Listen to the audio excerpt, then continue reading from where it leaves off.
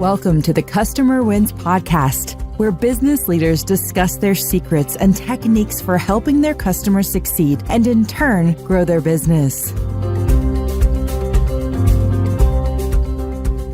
Hey, I'm Rich Walker, the host of the Customer Wins, where I talk to business leaders about how they help their customers win and how their focus on customer experience leads to growth. I want to dedicate this episode to my Speakeasy Mastermind group in Austin, Texas. Without them, I'd be lost. And with them, I had the amazing fortune of becoming friends with today's guest and many others. Some of my past guests have included David Steele of One Wealth Advisors, Vickie Lewin of Amplify, and Tracy Lee of This.Labs. Today, I'm speaking with Joshua B. Lee, the founder of StandOut Authority. And today's episode is brought to you by Quick, the leader in enterprise forms processing. When your business relies upon processing forms, don't waste your team's valuable time manually reviewing the forms. Instead, get Quick. Using our Form Extract API, simply submit your completed forms and get back clean, context-rich data that reduces manual reviews to only 1 out of 1,000 submissions. Visit quickforms.com to get started. Ladies and gentlemen, get ready because today's guest is a game changer in the world of personal branding, digital influence, and human connection. If you've ever wondered how to stand out in the noisy digital world, build a personal brand that creates real opportunities, and leverage LinkedIn like a powerhouse, then you're in for a masterclass. Joining us today is Joshua B. Lee, also known as, and I love this title, the dopamine dealer of LinkedIn. I think we're all connected to that. With over 2 decades in digital marketing, Joshua has built 16 businesses, managed nearly $1 billion in ad spend, and driven 35 trillion online impressions.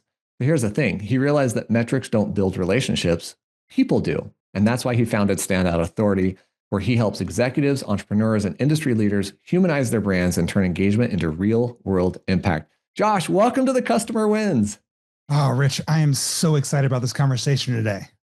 Me too, man. Thank you for being here. So For those who haven't heard this podcast before, I love to talk to business leaders about what they're doing to help their customers win, how they built and deliver a great customer experience, and the challenges to growing their own company. So Josh, I want to understand your business a little better, maybe a lot better. How does your company help people? In a world that's just so cluttered with noise, we actually help people stand out, and actually people that are actually trying to add value to this world, not just monetize it, right? So that's one of the biggest things that we saw, or as you mentioned before, right, Rich? Like there was 35 trillion online impressions. I'm not sure how many people I actually helped. I sold a lot of things, but I didn't really help a lot of people. And so that's where StandOut Authority was born, to shift from how do I sell you to how do I actually educate, inspire, and draw you in, get someone to choose to want to work with you rather than being sold into wanting to work with you. So that's what we do, right? We work with these people that really want to be able to really amplify their voice and create advocates first over clients, because an advocate can bring 1,000 clients. And what we do is we take over their LinkedIn and really humanize their brand online. So that's what we do. And honestly, man, I've been able to work with men and women that I used to read their books on how to be able to start my own companies 20 years ago. And it's just one of the most rewarding things I've done in all the companies I've built over the years. You know, I love this word rewarding because you shifted from, I could sell you stuff to I can help you. Right. And I think in my business, I don't want to sell anybody. I feel like, please don't call me a salesperson. It's almost offensive to me.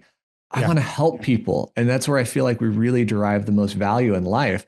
So you're helping people be actually seen for what they can do. I mean, I can't tell you how many people are like, Rich, you need to be a thought leader. I'm like, okay, how? So Josh, how?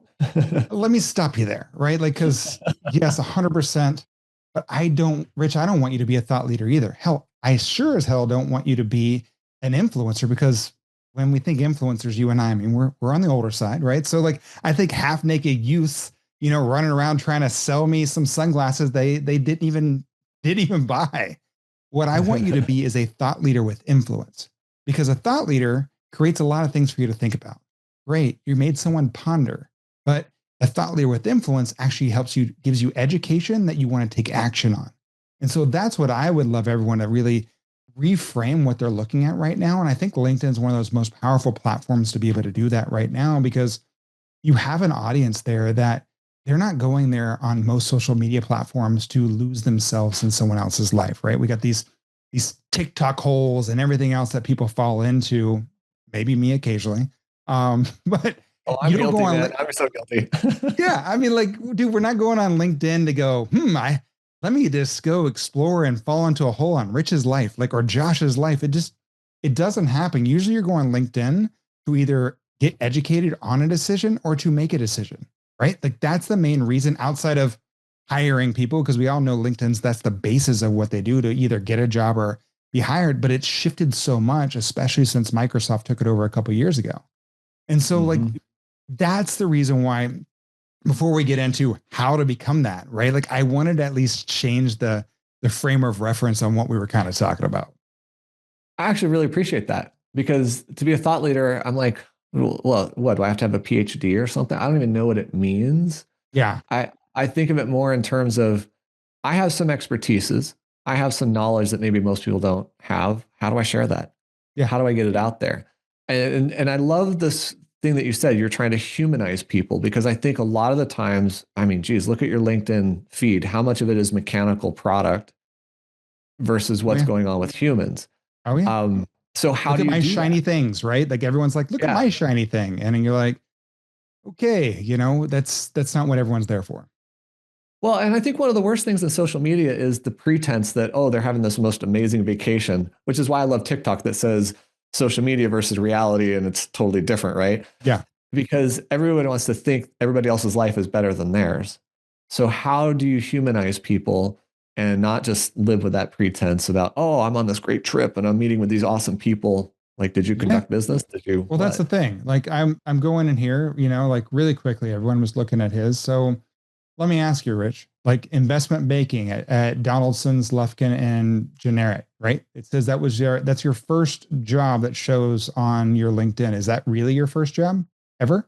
No, of course. My first job was telemarketing at a mortgage company where I got fired, 16 years Okay. old. So why don't we see that? Like, you're missing that humanization, right? Like, this is an opportunity for you to be able to connect. Like, oh my God, I did telemarketing too. Like, maybe one day I could become and be at the level where Rich is. So, like, that's what I'm talking about, humanization, right? Because if you look at mine, it shows that I worked at Chili's as a server as my first job. And I too got fired from Chili's because I was giving away free soup to my friends. So guess what? As human beings, we look for commonality, right? That's why you and I are in Speakeasy, right? We find commonality between those human beings that are there. People Yeah. forget that on LinkedIn. They go, oh, well, I want to be this person. Dude, when I used to introduce myself as, hey, I'm Joshua B. Lee. I started 14 companies. I've been a millionaire twice. Blah, blah, blah. I remember a buddy of mine was like, Ron Lynch. He goes, dude, you just did this to you and the person you're talking to. This is the gap between them. When you Yeah. start going in and be like, oh, I was a telemarketer, I got fired. I'm like, dude, I worked at Chili's and got fired at my job too. Our gap between you and I just went to this. Like, now we're sitting on a couch together hanging out. Yeah. This explains, by the way, that my most popular post is me cold plunging, Yeah. not my business, not my travels. It's literally something that people are like, how can you do that? I want to hear about it. I want to learn about it. I've probably sold a dozen cold plunges without knowing it because of it. But that's that whole piece, right? Because they can go in and they can see themselves through the eyes of your stories. And I think that's what we need to be able to understand is content's not king anymore, right? Like, there's so much content, especially with AI. We all see it everywhere with the dashes and everything else. I mean, you shared something that was amazing recently on how to be able to actually get rid of all this AI jargon that continues to pop up. And, like, you're right, right? Like, this is what they're doing. There's so much content. It's like, Rich, it reminds me of this, right? It reminds me of, like, on a Friday night, we get the Netflix and chill. My wife Rachel and I were sitting there, like, we spend more time trying to figure out what we're gonna watch than actually watching something. And Rachel's usually like, if you don't pick something soon, I swear I will murder you. And that's online. Yeah. And so they Yeah. want that real, they want that raw, because when we see overproduced content, we're all conditioned at this point in time to wait for the pitch. And that's what people are trying to be able to do is put this AI overpolished garbage online, and they're just putting more AI noise into the world when the world's already noisy. So I want to add value that cuts through that noise, because content's not king. Like I said, quality is queen. And that's where I think we need to really pay attention to now. I think you're asking something different, Josh. Tell me if I'm wrong. Okay. I think you're asking us to be vulnerable. Well, I mean, it was scary for me to post that me in my bathing suit with no shirt on social media, getting into a cold plunge, my wife snickering and laughing at me saying, yeah, that's right. Pray like you're going into this cold plunge. That is very vulnerable compared to, oh, I'm the CEO. I've done this XYZ, like you said. How am I right? Is that what you're asking us to do? 100%. I mean, I want people, there's so many other people in this world. Now, let me tell you, I don't think anyone's doing what you are doing at Quick right now. And that's why you're having so much success. But like, there's a whole bunch of people doing LinkedIn. And like, look, y'all, like LinkedIn's the vehicle of what I do, right? What Rachel and I do at StandOut Authority, it's how to be able to humanize your presence online, right? Like how to be able to stand out in a crowded space. And LinkedIn's is that vehicle we do better than anyone in the world. And so like what you're talking about being vulnerable, 100%, right? Like that's what people want to be able to see. And that's how they connect, because that you're looking for the person that you can hang out with and enjoy doing business with.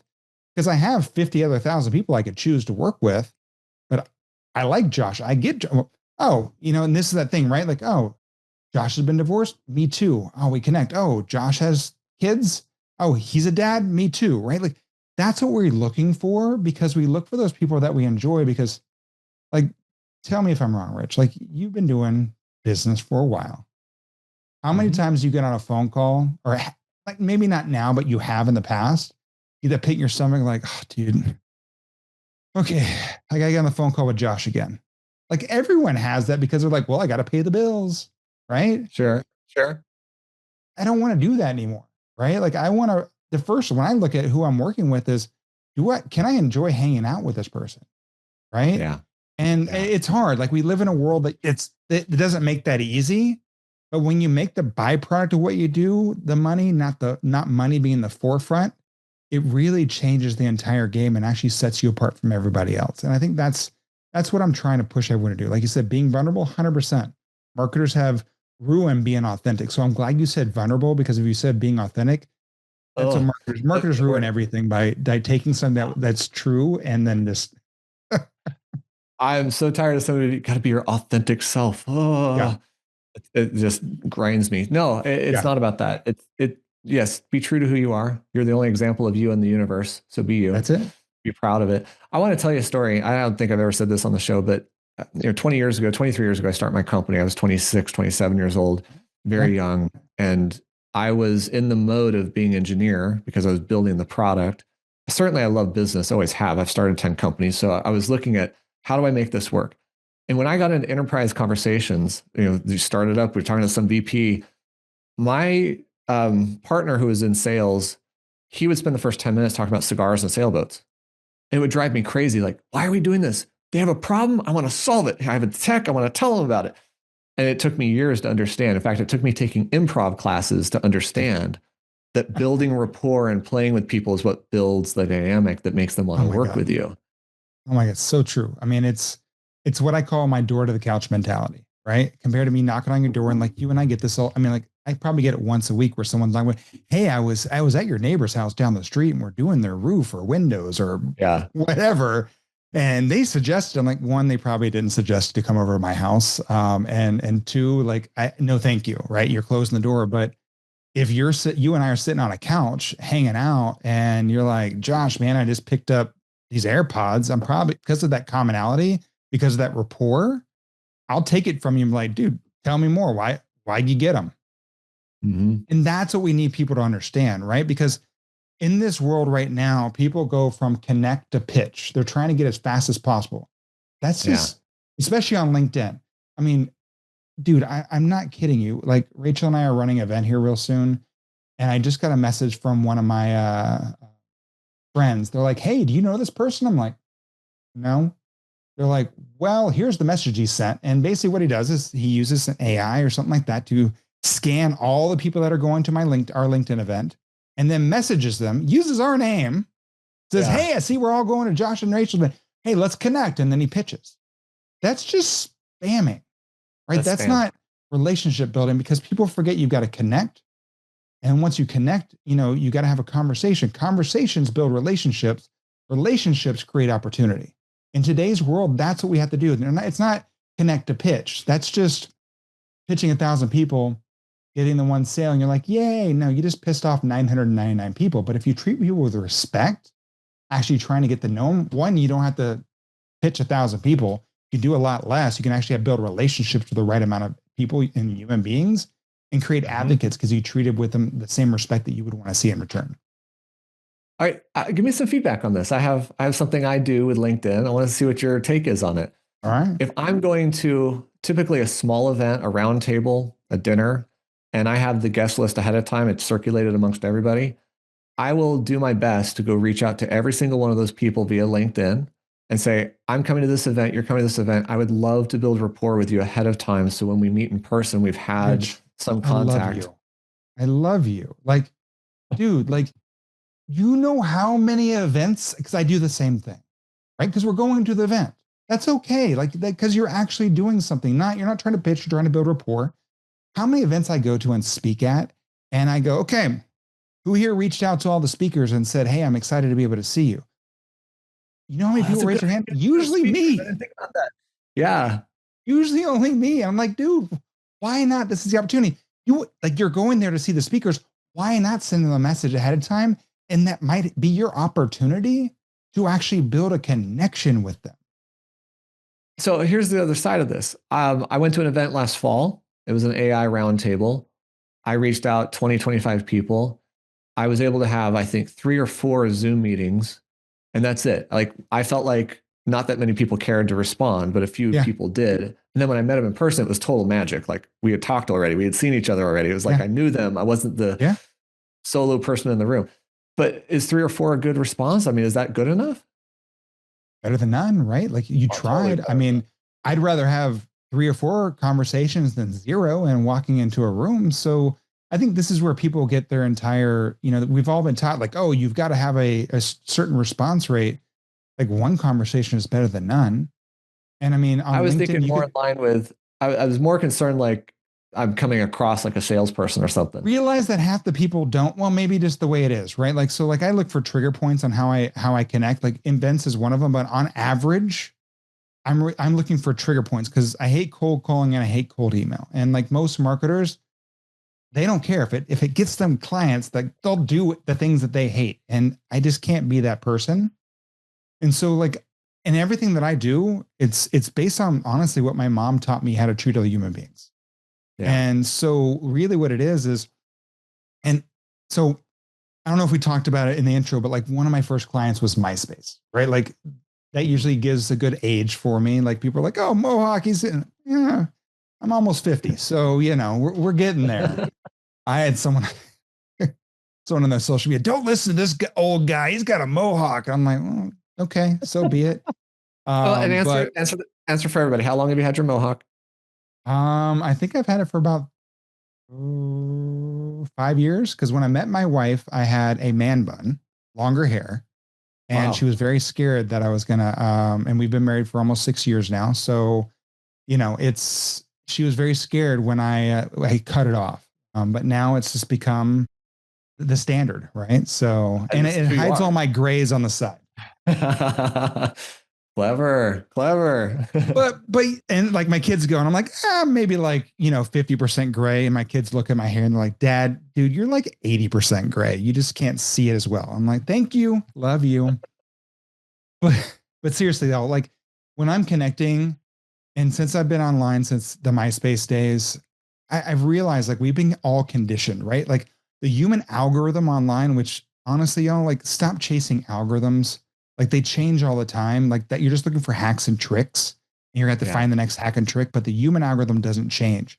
And it's like, comment, share, post, like, comment, share, post. Y'all have all been conditioned to just fall in that pattern. Like, comment, share, post. And Rich, you and I know, like, to create a stopgap in someone's pattern is how you actually get them to like pay attention and listen. Well, the easiest way I found, and honestly, this kind of came about, I had doing it, but it really hit hard during the COVID days, which was the things that we take for granted, right? Like there were so many things that we took for granted back then that we didn't realize until they were taken away from us. And that was the same thing, right? On LinkedIn, I can see everyone that looks at my profile and engages on my content. So what I started doing was, hey, Rich, I saw you looked at looked up my profile. Man, I just want to reach out and say thank you. Too often we don't take time to appreciate that. Love to find out what pushed you to look me up. You see how that's a little bit more human? Hey, I'm trying to start a conversation. I want to say thank you. Thank you. When you thank someone for something they take for granted, it makes them pause. Yeah. Same thing. Hey, Rich, I saw you like my recent post, man. Just want to reach out and say thank you. Love to find out what pushed you to engage in my content, right? Things like that starts a conversation because I'm making it about them. And this is kind of how I got that dopamine dealer name, because here's the piece that we're all taught, oh, dopamine's bad. Well, dopamine without direction is insanity. That's what social media is, right? But dopamine with intention creates connection, creates flow state. When you have dopamine that you deal with intention, it allows you and I to build a better and stronger bond together. And that's what I'm doing, right? I'm like, hey, just want to reach out and say thank you. Oh, thank you. We connect. At that point, this is where most people go, oh, my time to pitch. Yeah. No, that is wrong. No. This is your time to do what my mom always taught me again, which was when you meet someone new, you give them a compliment. Just like when you and I met, we've known each other for a long time, but today, right? Like you're like, oh, dude, the shoes, they're amazing. Or you showed me your skateboard. And I was like, dude, that's awesome. Like we say nice things. It's a compliment. So I know in the financial service, you have to be a little careful on this, but one thing that we did was I actually go and give it a basic endorsement, which is not a recommendation. It's on LinkedIn at the bottom of your page. And LinkedIn says, hey, Rich, Josh endorsed you for marketing. Do you want to say thank you? Yeah. All it is. And people go, how can you do that? I go, well, the number one rule in my house with my kids is it's nice to be nice. It's amazing what that does, right? Yeah. And I'm not saying anything. It's just a basic thing. It's not like I'm writing recommendation about them. And then it allows them to come back like, oh, Josh, thank you so much, man. And now we can actually start a real conversation. And so that's kind of where we go through these things. And so when you're talking about reaching out to people like at events, hey, I caught one of your last events. I'm really looking forward to. Thank you so much or hey, really, again, try to work in a thank you in there. However, while you're meeting them, hey, really excited. I saw, thank you for whatever you do. It's hard because we're not conditioned to say thank you to people that often. But if you can, I don't know exactly how I said it, but I basically believe a life of gratitude is better than the alternative. 100%. Yeah. And it's also, yeah. My wife has seen me do this and ask, why do you smile at every stranger you see? I'm like, well, what's the opposite? Frown at them and make them feel weird, not give them. What if they smile back? I gave them an opportunity.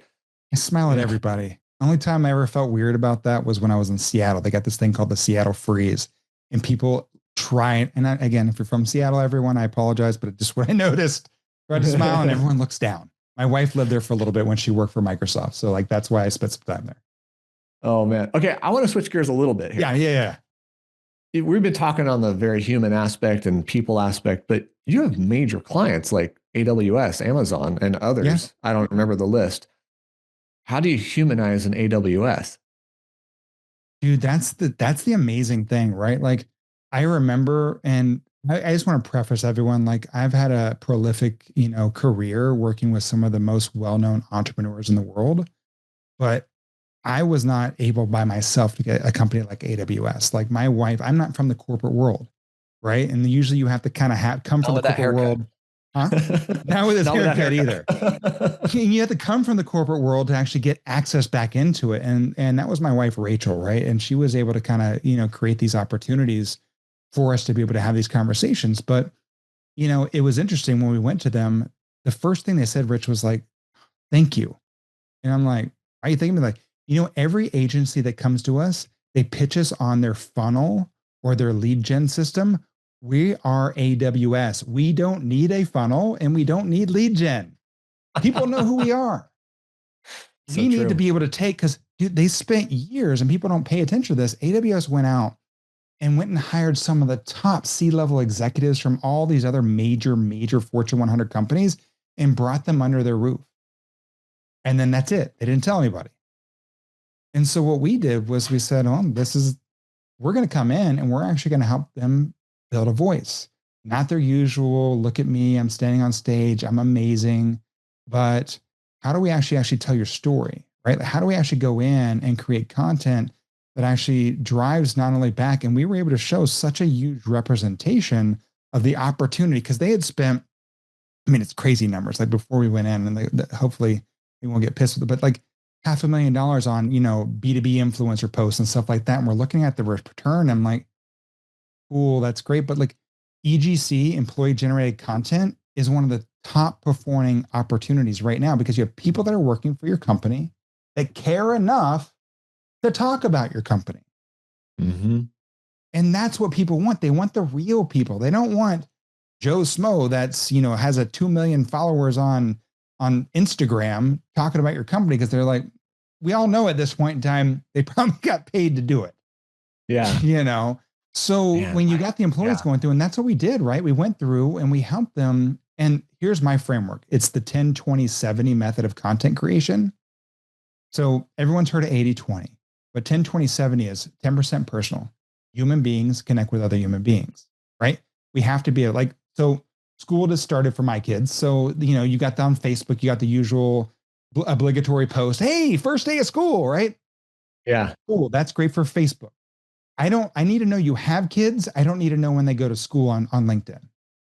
Right. So like I said earlier, Josh's dad. Oh, me too. Right. We're dads. We connect. Yeah. 20% of your content to be able to work in there is about your company, but not what you can do for someone, what you have done. I don't care that you think you can make someone 7 figures. I care that you've been able to actually help someone else. Right. Tell me, I want to learn and hear through the stories of the people go, man, I would love that outcome too. Right. Rich was able to do that for someone. Yeah. Sorry to interrupt. It's the difference between a promise and a fact, right? I want to see the facts. I mean, I hear promises all day long, but show me facts. I can go down the street, and especially now in Austin these days, it seems like there's more Ferraris and Lamborghinis than ever before, but I can go lean on someone's Lamborghini and go, I too can show you how to make 7 figures.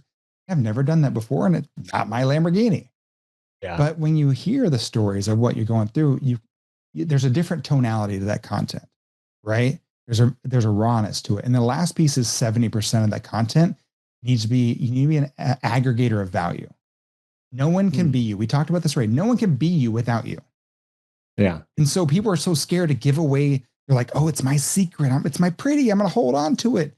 And come on, like it's not. Like I promise you, in this world, if you show someone everything that it took, Rich, to be able to do what y'all do it quick, how many people go, cool, can you just do that for me? Right? To be honest, I've already had a $1 billion company try to put us out of business and couldn't replicate what we do. And I've had a couple other companies try to do the same. Even if I told you exactly how it's done, execution's hard, right? Mindset is hard. And the unique skills that I have, my executives have, my team members have, are unique to us. How are you going to replicate that? So that's that 70%, right? That's what you've got to be able to do. Just give it away. Because most people, even though I tell you how to make the hamburger, you're still going to probably be like, oh, I don't have time. The right people that you and I want to work with don't have time because they value their time over money. And so they're willing to be able to go, you know what?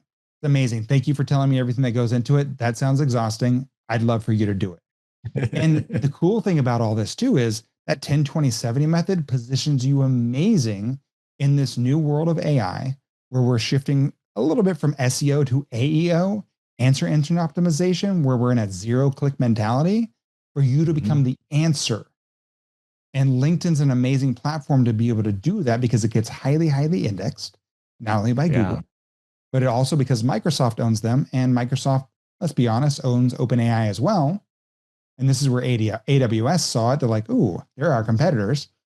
How can we actually go inside of their system to be able to make us look better? And that's what we were able to do, right? We were able to optimize those human beings so they became the answers in this new AI revolution. And that's the amazing thing about it, by setting that up. So that's what that's what we do for companies, right? We help them become the answer. Because That's great. Everyone looks for a solution, but a solution means work, right? I want the answer because I want the outcome. No one cares how the hamburger is made. They just care about the outcome. And that's why you have to be the answer. And in today's world too, AI is looking for the human beings that are providing the answers, not the companies anymore. Man, you give me too many things to think of. My brain is like spinning. And honestly, I'm like, wow, I think the number one phrase I want to hear from my customers is, I don't want to do that. Do that for me. Right. I don't have time for that. In fact, we were talking about it yesterday. We're thinking now about our product and reassessing its capabilities because we love engineering. We love building stuff. So we built all these things that people have asked for. Most people don't realize we can do. I'll just give you an example. If you have to fill out a form and then sign it, digitally, you'd type into the form, you would upload it into DocuSign, you would tag all the fields for signature, you'd address the envelope to the recipients, you'd write the message. You would do it every day. Yes, it's exhausting. Yeah, you do all these steps, right? There's roughly 7 steps. But because we built an integration to DocuSign, it is 1 step. And we've just never thought about this, Josh, from the standpoint of how much time are we saving somebody simply because we have this 1-click method versus a 7-click step method? Yeah. And why don't we quantify that and talk about how we're solving that problem? Because if somebody were to think about what you just said, like I do this every day, if I now show you, you could do it with 1 click instead, you'd be like, well, sign me up for that. I don't want to do that anymore. And the right client understands that time is a resource we can't get back. And that's actually a more powerful resource to optimize than actually the money aspect of it. Yeah, man, we are running out of time and I want to talk to you about so many more things. It's a good thing we're both part of the mastermind so I can pick your brain over lunch one of these days. Anytime, my friend. So as we get to the end here, I do have another really good question to ask you. But before that, what is the best way for people to find and connect with the human Joshua B. Lee? You know, I love this question because, again, it allows me to get to know the audience as well. Because on LinkedIn, surprise, surprise, find me, Joshua B. Lee. But remember, everyone, I do not play Pokemon on LinkedIn. I'm not trying to collect them all. That is not what LinkedIn is for. That's why your feeds suck right now. And you get pitched all the time because you just hit accept. I want everyone to send me a personalized message on why they love you or listen to your podcast, Rich, because not only do I get to understand who they are and where they found me, but I get to know you better as well. Dude, that's brilliant. That's brilliant. I got to admit, I only accept people I've met. And if you write to me, I get so much spam on LinkedIn. If you write to me, you have to have a good reason. You have to tell me, like, why is this interesting? Not unless I just talk to you on the phone and you're like, oh, I'm going to go connect with them. Fine, I get that. But that means we've met. I want to meet the people I'm connected to. I get it. Yeah, man, I love that. Okay, so here comes my last question, which honestly is my favorite question. Who has had the biggest impact on your leadership style and how you approach your role today? This is a person that's here in Austin. I'm not sure if you've ever met him before. Maybe you have. His name is Jesse Elder. I did meet Jesse. Yes. Jesse is a phenomenal human being. He's the man that perfectly blends business with woo-woo in a perfectly symbiotic way, right? Like not too much of either on both sides, but he's the guy that actually gave me permission to take my life back. 10 years ago, I seemed like I was, on top of the world, but behind the scenes, I was in my office staring at a wall, contemplating if the life I was living was worth it or the money I would leave for my kids if I wasn't around anymore would be better. And he gave me permission to take my life back and to be 100% me 100% of the time. And let me tell you, I don't ever take that for granted because it's allowed me to be able to be where I am and be on a podcast like this with you. Dude, that's amazing. I had the pleasure of sitting next to him at dinner, hosted by Joe Stolte, for an AI conversation. So I got to know him a little bit, and I could just see this guy's got amazing qualities and depth that you can't uncover. I recommend. Yeah, getting to know him. Yeah, yeah. Thank you for sharing that. That is awesome. All right. So I want to give a huge thank you to Joshua B. Lee, founder of StandOut Authority, for being on this episode of The Customer Wins. Go check out Josh's website at standoutauthority.com. And don't forget to check out Quick at quickforms.com, where we make processing forms easier. I hope you enjoyed this discussion. We'll click the like button, share this with someone, and subscribe to our channels for future episodes of The Customer Wins. Thank you so much for joining me today, Josh. Hey, Rich, I'm happy to be here. And I hope everyone remembers, look, be 100% you, 100% of the time, on and offline. It's so much easier than trying to be something that's you're not. Thanks for listening to the Customer Wins podcast. We'll see you again next time, and be sure to click subscribe to get future episodes.